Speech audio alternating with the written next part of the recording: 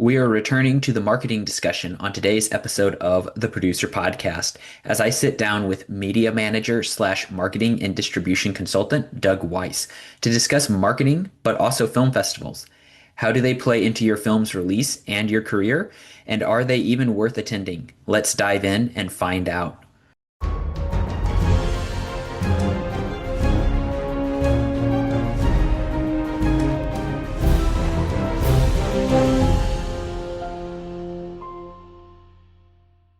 Thank you, Doug, for taking the time to come on to the Producer Podcast today.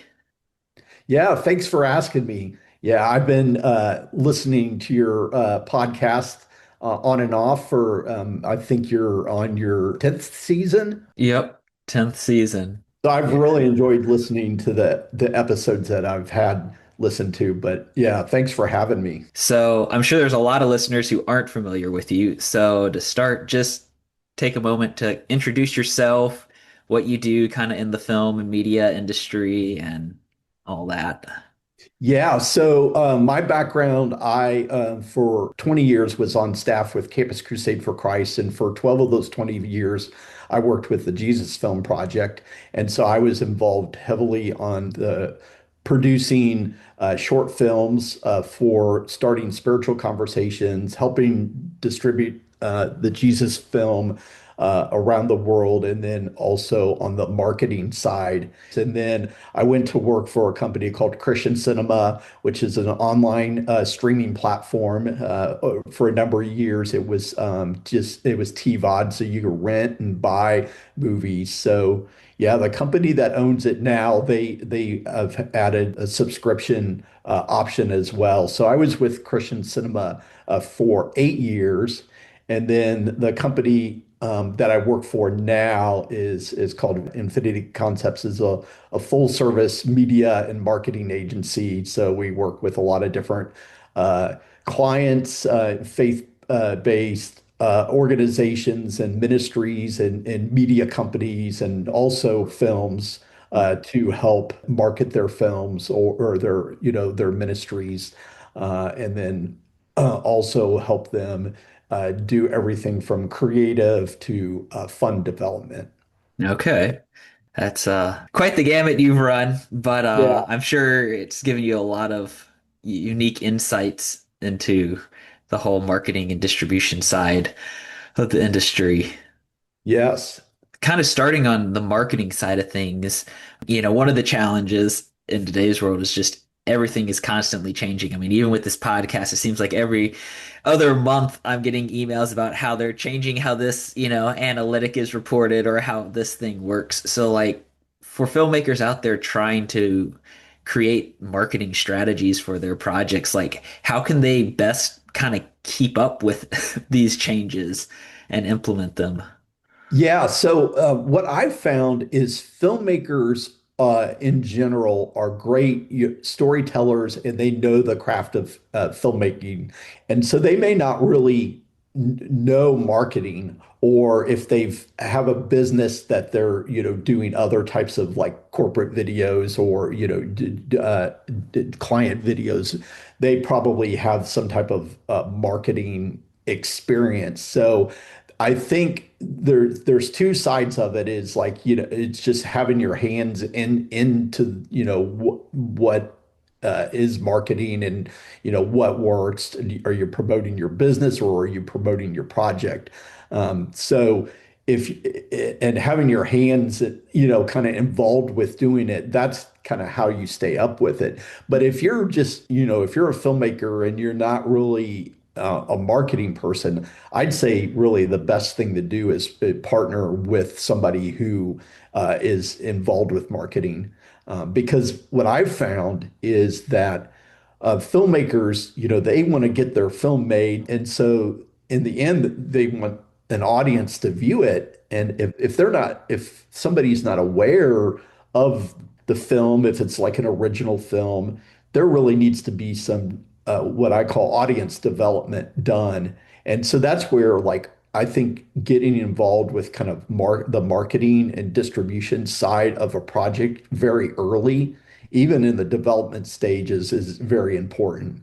Like if it comes to like a film that's like a IP or a known story or like a series, then you already have kind of a built-in audience and your marketing is a little easier to kind of move that along, further Right. the process.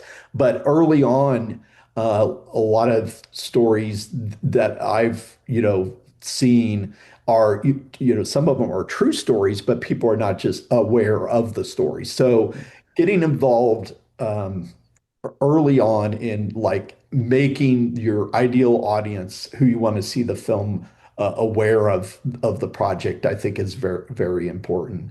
Uh, and so I'll add one thing to that too um, is when you're developing your film and in thinking about like, okay, who do I want to see this film?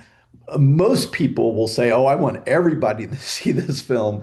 But I think what's important is create what you call an audience persona, is create an actual kind of avatar for here is the person that I want to, be my kind of what I would say you're like raving fan, for the film. And these are the people that are going to like really engage with your project early if they learn about it. They're going to tell their friends about it. They're going to, share all your social media posts. And that's kind of what you create this ideal kind of avatar of an audience person you want to engage with. But beyond that, your film's going to reach a lot of other people. But if you kind of develop your core audience and who you want to kind of reach, they're going to help, kind of reach that broader audience. So I think that's very important to think about from a marketing perspective for a film. Definitely. And so, you're talking there like if you are working with like a marketing company kind of on board earlier, but like what things should a filmmaker be, considering to figure out is this marketing company a good fit for our project? Yeah, so I would look at what their experience is. They may have a lot of experience marketing films, but they may not but some of the companies may not have like as much of experience marketing films, but they have a lot of experience marketing other, projects or marketing other organizations. And so you could be engaging with the agency or the marketing company in a variety of ways. Are like, are you wanting them to help you develop the audience? So I would, ask those questions. What is your experience developing audience? Are you wanting that marketing agency to help you raise money? So that's another question. What's your experience in raising money? And then the other thing is like, okay, you have a film, but you just want to get the word out there. Okay, what Hmm. with the agency, what's their experience in doing, digital ads, doing email marketing, that type of thing. And so there's two types of marketing companies to work with. There's the kind of companies that will go and find the team, to get the actual projects and the actual tactics, implemented.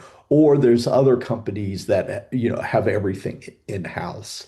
And so Hmm. that's the other question to ask, how are you going to basically execute and deliver these different marketing tactics, for my film? Right. Yeah. No, that makes sense. And then I guess like maybe kind of piggybacking on that, in your experience, are there common mistakes that you maybe see filmmakers making when they're either working with these companies or maybe it's mistakes they made before they started even seeking out their company that now is like hindering what the marketing agency can actually do for their film? Yeah, yeah. So there's a few mistakes that I've seen. One will be and we talked a little bit about this, but they haven't developed their audience. Like they hadn't done enough to like, hey, starting to like engage with people about the film early on, even as you're like in pre-production. It's, bringing awareness to the projects, putting up a website, uh, creating a social media following, putting out posts and kind of just engaging people early. And then the other mistake I found is that they're so focused on like, hey, I'm going to hire my crew. I got to get everybody in. We're going to start shooting this film. We got all these things we need to do, but then they may forget about like, oh, I should invite press to my set to watch the filming on a particular day, and you can organize this, pretty succinctly. You have a day that you invite certain press in. You have somebody that coordinates all this to, be on set to watch what's going on, to interview the director. Perhaps they can, get some photos and do all this and kind of learn about the movie. And what you would do, and this would be up to the producers, is like, okay, when do we want this press to kind of deliver this information? So you can ask them to embargo the information if you want it to come out later. But if you want them to start talking about it without giving too much away, you kind of basically set those kind of parameters for them. Hmm. So I think that's very important is invite the press, to your set. And the other thing is, have you developed the money for P&A?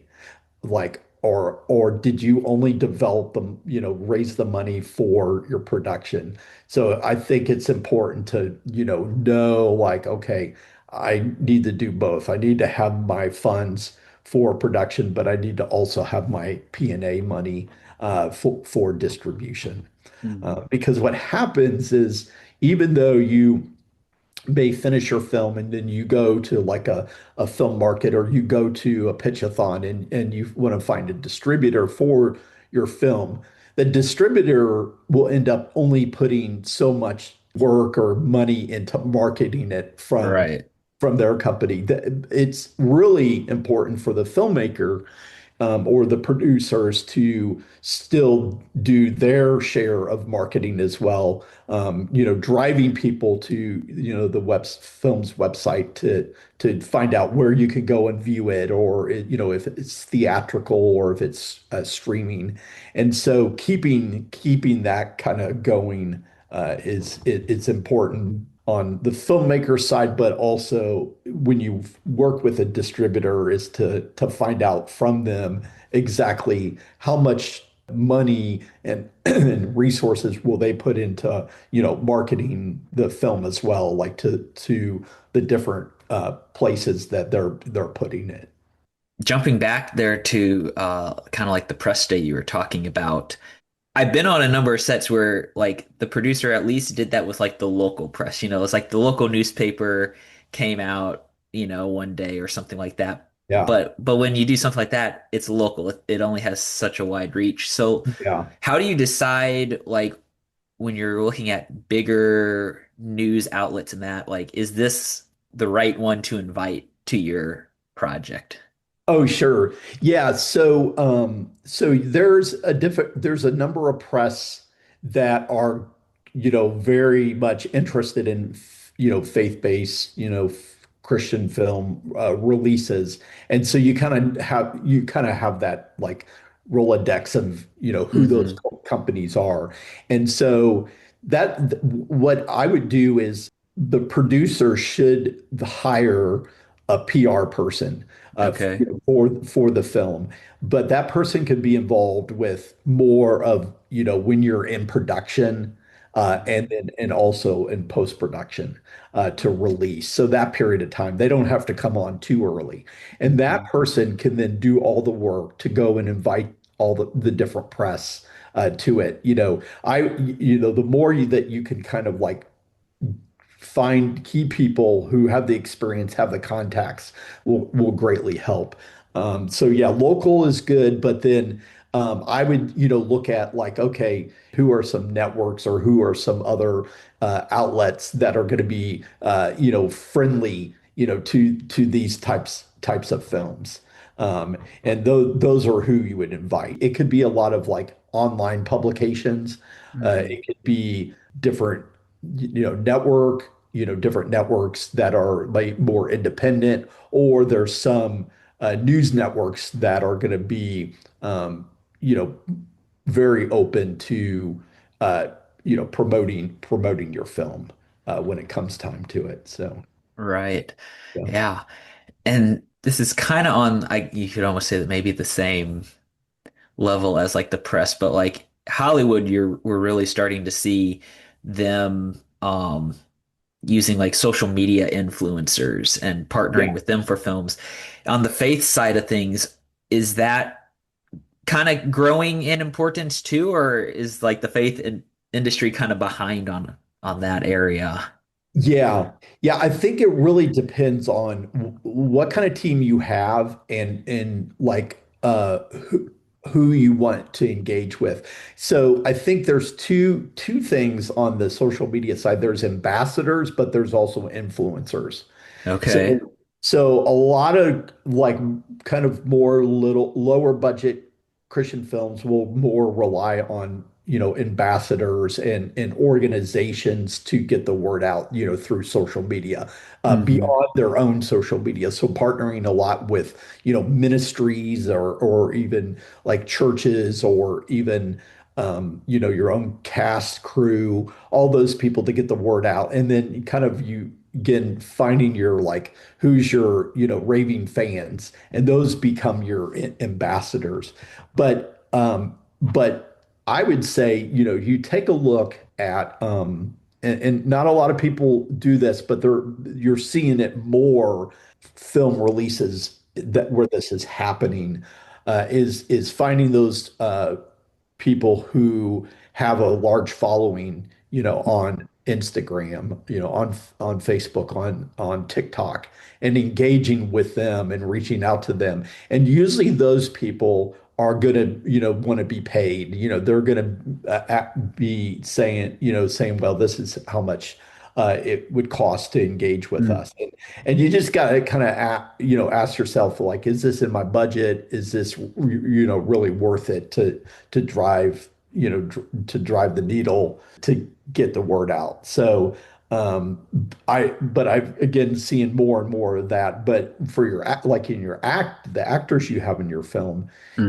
especially if you have actors who are known actors, that should be part of their agreement, is that they are to get the word out about it. But even if an actor is in your film that is not a A-list or a known actor, yeah, that should be part of their agreement as well, that they are, would be available to do interviews, that they get the word out, and then that they, you know, speak, in good favor of the film Hmm. during a period of time from, post-production to release. One other question I had on more marketing in general, and then we'll kind of get into how that all connects with like film festivals and that is Yeah. just like we talked about earlier, there's a lot of things with marketing, especially with social media that's changing. But are there certain things where it's like this is kind of like evergreen when it comes to marketing? Yeah, yeah. So there are several things that are evergreen for Christian film marketing, and that is anything that is like not time sensitive, or around a particular date, or seasonal, like holidays and stuff like that. So the messaging that you put out there would be like, talking about the film, or hey, you can, watch this film, and there's no type of date or time associated with that messaging, and so that's evergreen. But then there's tactics that are like, tried, true, and tested. Would be like, PR. PR is, is really good. Ads online, email, all those types of things are like tactics that, are work every time. So when you think about your messaging for your film, you got to think about like, okay, what am I going to use that's time and date, that's going to be releases, but after it comes out, like that type of messaging will shift to be evergreen. They can, see the film. And so, there's a lot of producers, a lot of companies that put out like Christmas movies. Hmm. And so Christmas movies, though, have become a staple for for not just being viewed at Christmas. There's Chris. That's why you have Christmas in July. Chris, So some people, especially Hallmark, has kind of like created this staple of like, hey, you can watch Christmas movies several times a year, and Yep. so you got to think about that too. It's like, okay, your seasonal time, but then that's why filmmaker, when they think about their catalog of titles, is think about like, okay, do I have a seasonal film or do I have a non having non-seasonal films as well, to be able to keep this kind of messaging and this kind of marketing content out there that would be evergreen, or for the titles that are more seasonal, you kind Hmm. of change that messaging to it won't necessarily be as evergreen. That makes sense. Um, so then kind of weaving film festivals into the whole marketing conversation. Like in Hollywood, I know a lot of the big film festivals that you hear about are usually used as like platforms for like Oscar potential films and different things like that. Like on the faith side, there's nothing, at least yet, kind of that level. But the one common debate I always hear filmmakers talking about is like, is it worth attending film festivals and submitting films to festivals or not? So I'd love to hear kind of just like your thoughts on, is it worth it at all to even do that? Yeah, absolutely. It's worth it, because it depends on where you're at in your film journey. Like, are Hmm. you a new filmmaker, or are you established filmmaker, or are you a known, a kind of a higher level filmmaker? And Right. so, when I say higher level, meaning like, okay, you've had films release, in theaters multiple times. Hmm. So, it's film festivals are good for all of them. So for the new filmmaker is maybe you start with a short film. That short film you want to enter it into a film festival or a film awards show. For example, like ICVM is a film awards show. It's not a festival. Um, Hmm. whereas like the others like Christian Worldview Film Festival, Content, 168, ICFF, all those are like, film festivals. And so you want to enter that in there and to get your film seen, and then people become aware of you. And that could lead to either, working with other filmmakers on their films, or getting, to where you will make and release a feature film. And Hmm. so that's great for that. And then for more experienced filmmakers who, have done a number of films, film festivals are great for them to attend because they go and they could actually be on panel discussions and do workshops. They can, maybe find other filmmakers, either new filmmakers or other people to kind of connect with about working on different projects. Um, and so that's good for them. And then for the really kind of known, kind of bigger filmmakers who've had multiple films that have released in the theaters, they may have a film that is coming out and they want to get it screened because they want to get people's reactions. And so they come to the festival and they bring their film, to screen it for to get a response. And then also to give input on maybe what kind of tweaks do they need to make Mhm. to some of the scenes, or sometimes some edits that they may need to consider in the film. So that's great for them to be there because it's a feedback mechanism. Um, so that's why Christian film festivals are so valuable. Okay. Yeah, that makes sense. I like how you broke it down to all three because I do think sometimes once people reach like a certain level in their career, they're kind of like, I don't know if it's worth it anymore for me to Yeah, keep going. it's always worth it because all filmmakers, if they don't have a company that's doing, corporate videos or, client videos, they're wanting to be on their next film project. If they're not Hmm. producing something themselves, hey, they could get hired to be on somebody else's projects. Well, that's where you go and you meet people, is at these festivals to be able to get work. And Hmm. so it not only gets your films, seen, but it also gives you a kind of a pool of people that you could work with. Right. So then how do you decide then like what film festivals to attend or enter? Because I know for me it's like there's way more out there than I have the money to go Yeah. to in a year. So what I would do is I think every filmmaker at the beginning of the year should really sit down and look at their year and what are some goals they want to accomplish. And they look at their goals based on what projects they're working on or what projects they may want to work on, and then look at like, okay, how can uh, film festivals work into my plan for the year, um, and think about like what they're wanting to do. Okay, are they working on a short film? Oh, I'm going to get their short film out there.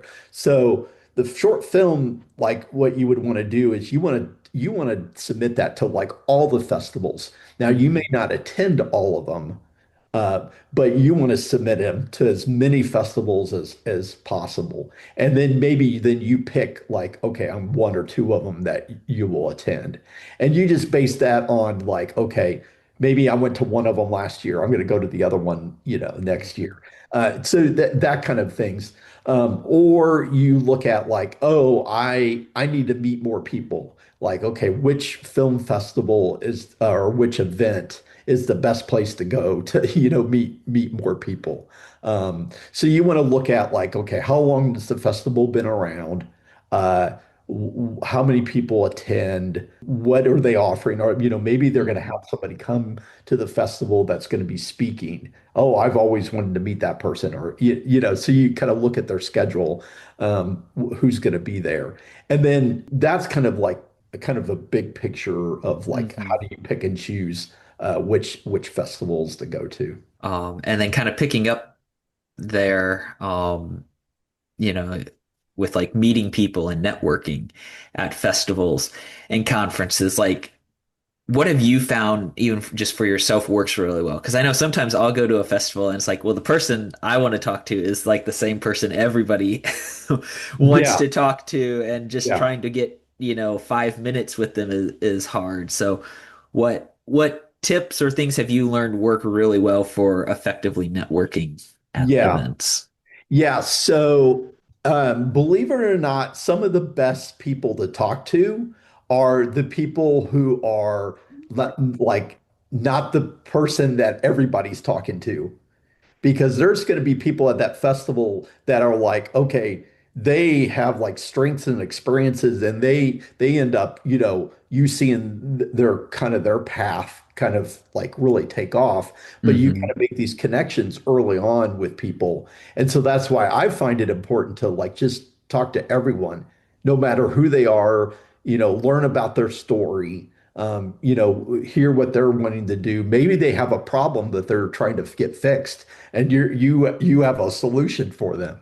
And so I think it's, there may be a person out there that you, that's just like they're not a known name, but who knows where things would go, for like I said, for their career and making those connections. So I think that's good. But if you're wanting to talk to somebody who is, you know, everybody's talking to, then you just have to like either uh, find a way to be able to set up a time to meet with that person. So you can schedule a time, or you go to maybe a seminar that they're going to be speaking on, and you get in line and Mm. talk to them, or you find them like in the halls, and then you just kind of strategically, catch them.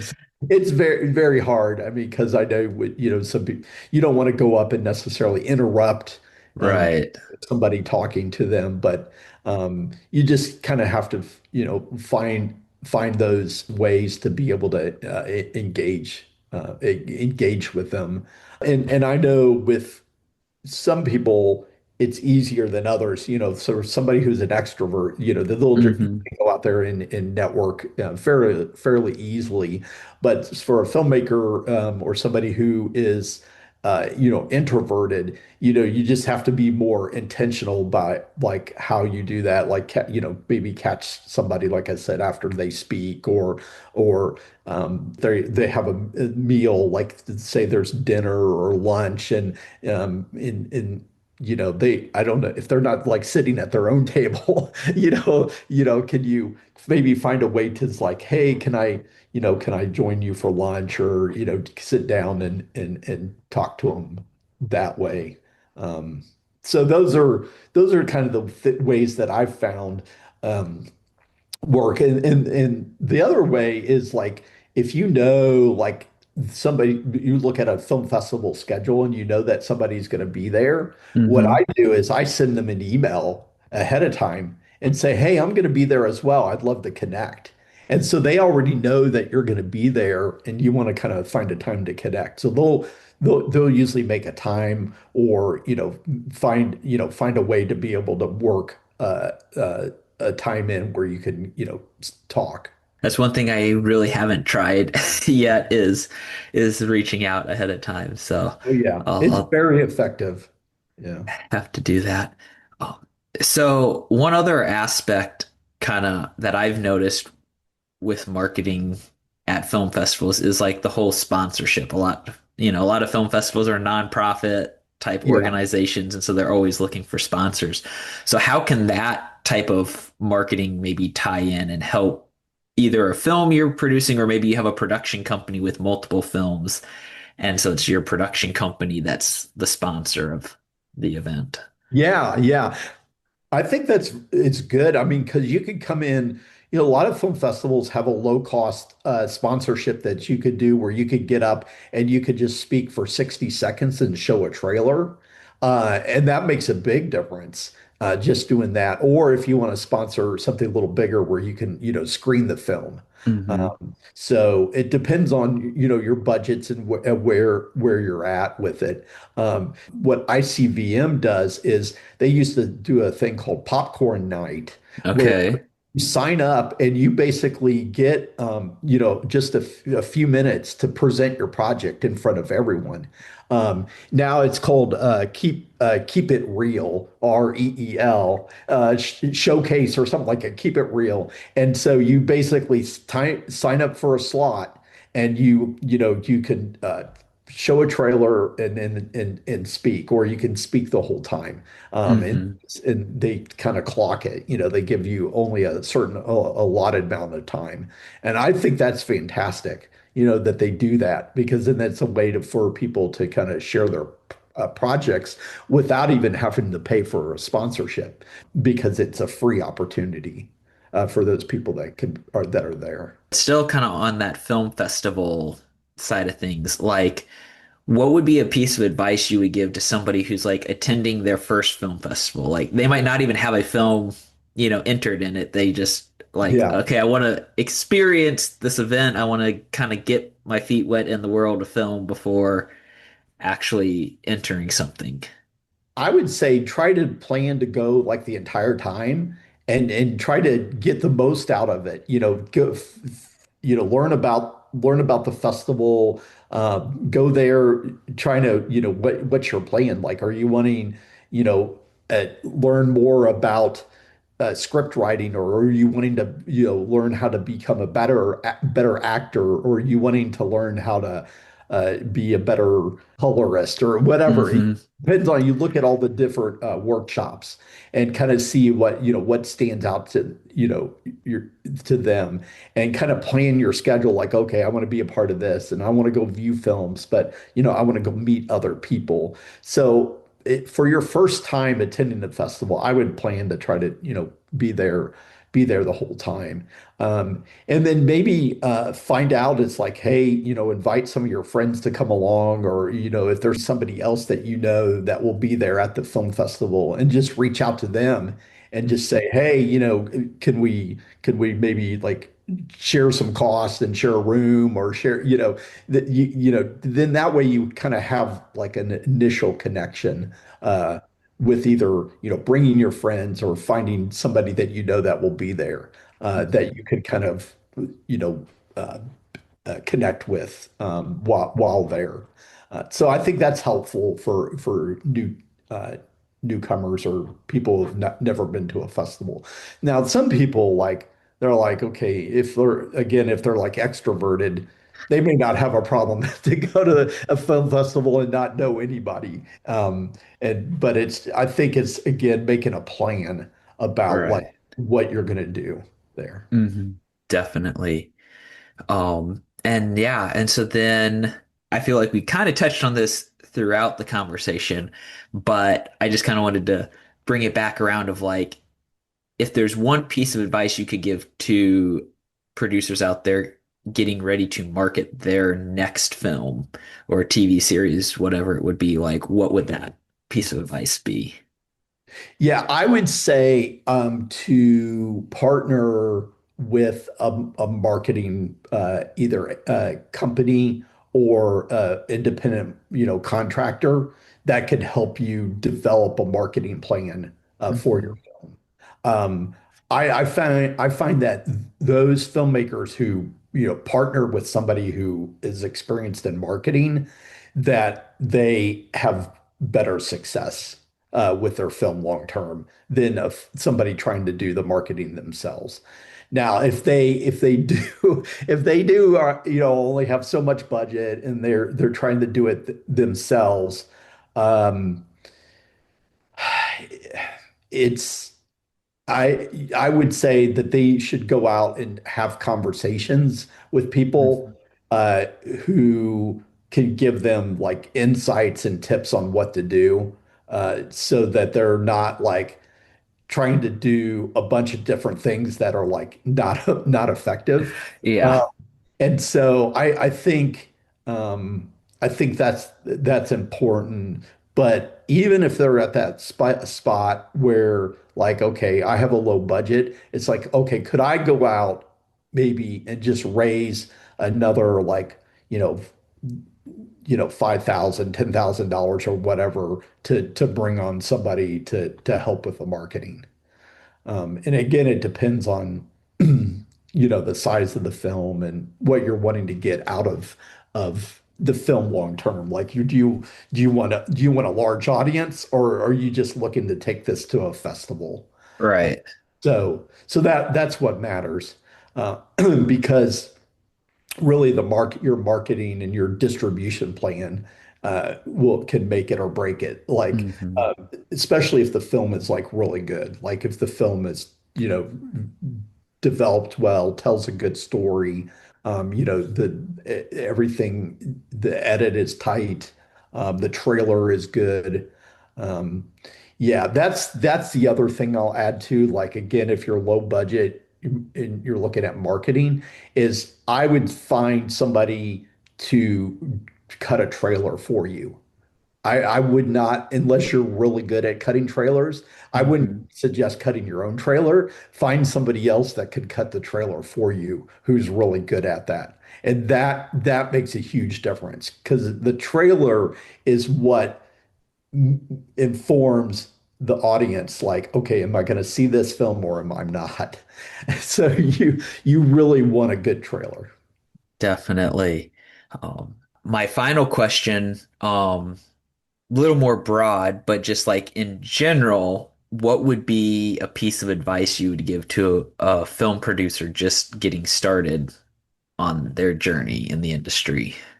Yeah, I would find out if there is a film that you could go and like apprentice under with another producer and learn about like how, their process is, what are they doing, just make connections with other producers and see if you can uh, go on and be, like an office assistant or even apprentice, yeah, be with an experienced producer to kind of learn things and maybe you can help them in some way to do that.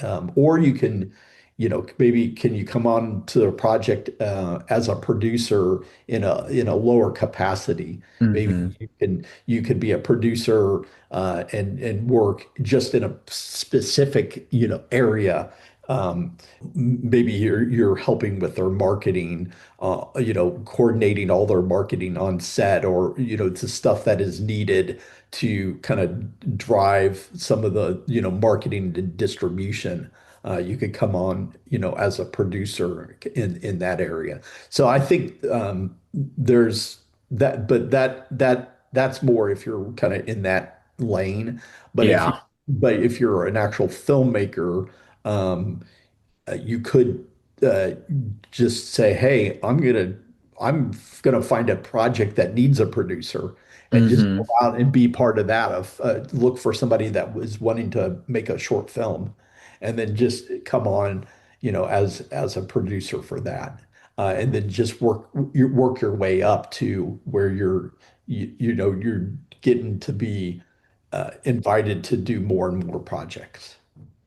That's some good advice to wrap out this episode on. So, yeah, I guess one final thing before I let you go, I know you have the whole film festival kind of email Yeah, list that you have and stuff. If I don't know if you want to plug that at all sure. quick. Yeah, so I have a website that I've created called Faith Film Fests. So it's at faithfilmfests.com. And there's a newsletter on there, and then also on LinkedIn. I have the newsletter on there as well. You can look under Faith Film Fests and connect with me, Doug Weiss on LinkedIn, or through faithfilmfest.com.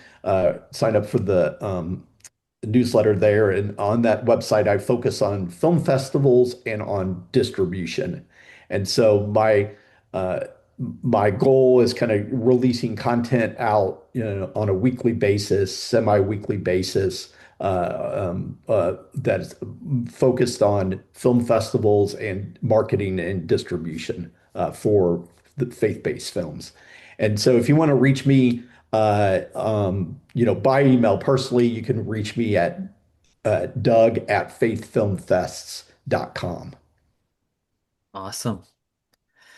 We'll go ahead and wrap up the episode then, but thank you, Doug, once again for taking the time to come on today. Absolutely. Yeah. Thanks for having me. And with that, we're going to wrap up this episode of the Producer Podcast. Want more marketing talk? Make sure to check out some of our previous episodes of the Producer Podcast on the topic. Join us again next week for another can't miss episode of the show as our journey to episode 100 continues. Until then, make sure to follow us on social media, check out our website, theproducerpodcast.com, and keep listening.